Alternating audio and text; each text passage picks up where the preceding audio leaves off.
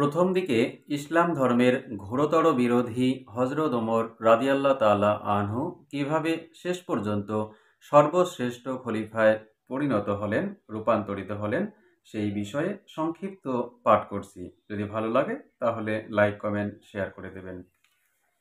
মহানবী হযরত মুহাম্মদ সাল্লাল্লাহু আলাইহি ওয়াসাল্লামের মহাপ্রয়াণের পর আরবের শাসনকর্তা হিসাবে যে চারজন খলিফা পর্যায়ক্রমে নির্বাচিত হয়েছিলেন, তাদের মধ্যে দ্বিতীয় হলেন হযরত ওমর ইবনে আল খাত্তাব।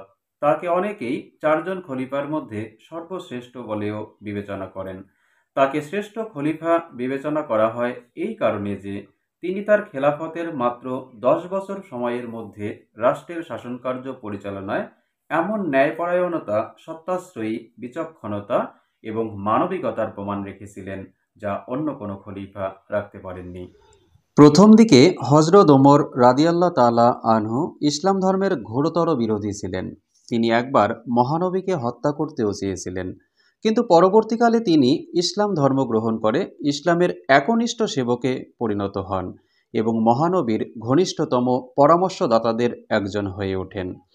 হযরত ওমর রাদিয়াল্লাহু তাআলা আনহু এমন আন্তরিকতার সাথে দেশ শাসন করে গেছেন যে তিনি একসময় বলেছিলেন যে তার শাসনামলে যদি ইরাকের ফোরাত নদীর তীরে কোনো কুকুরও আল্লাহর কাছে ক্ষুধার্ত হিসাবে অভিযোগ করে, তবে তার জন্য তিনি কিয়ামতের দিন কিভাবে সৃষ্টিকর্তার সম্মুখীন হবেন। হযরত ওমর রাদিয়াল্লাহু তাআলা আনহু এমনই মানবদরদী শাসনকর্তা ছিলেন যে তিনি রাতের বেলা ছদ্মবেশে মানুষের ঘরে ঘরে উকি দিয়ে দেখতেন কেউ তার রাষ্ট্রে না খেয়ে আছে কিনা।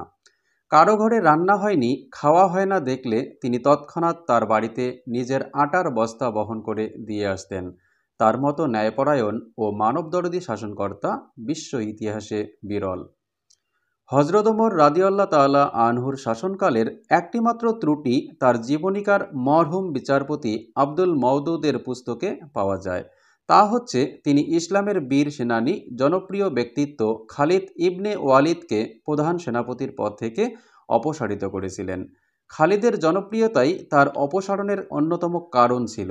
এছাড়া হযরত ওমর রাদিয়াল্লাহু তাআলা আনহুর শাসনামলের 10 বছরই আরবদের সবচেয়ে গুরুত্বপূর্ণ বিজয় অভিযানগুলো পরিচালিত হয়।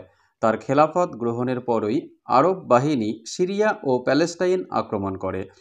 636 খ্রিস্টাব্দে ইয়ারমুকের যুদ্ধে 3 গুণের বেশি সেনাবাহিনীর বিরুদ্ধে যুদ্ধ করে আরব বাহিনী বিজয়ী হয়।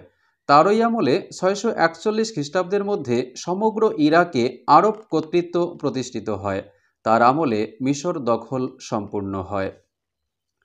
হযরত ওমর রাদিয়াল্লাহু তাআলা আনহুর বিজয়াভিযানের অংশ হিসাবে আরবরা প্যালেস্টাইন এবং সিরিয়া অধিকার করে 641 সালের মধ্যে বর্তমান তুরস্কের অভিমুখে যাত্রা করে।